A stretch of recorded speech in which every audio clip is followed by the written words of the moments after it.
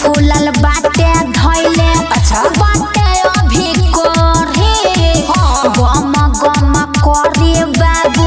सुंघबा दोनों ओरी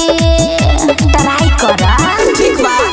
ऐसे रखबे जे खुला के हुतूर लिही रे अभी रख अभी बंद के हु ढूंढ लिही रे अरे सुन ना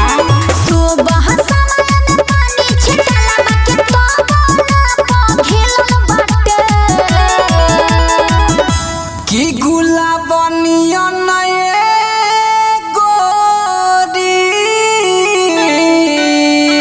अरे सच में का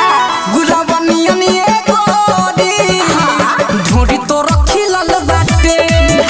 गुलाबनिया नए गोरी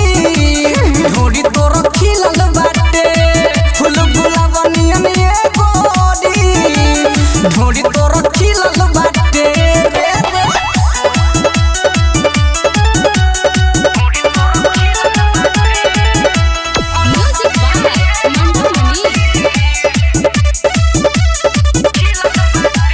चर्चा चलेला हम अच्छा पूरा हो विदेश में एही से रहिले बाबू पूरा मेंटेनेंस में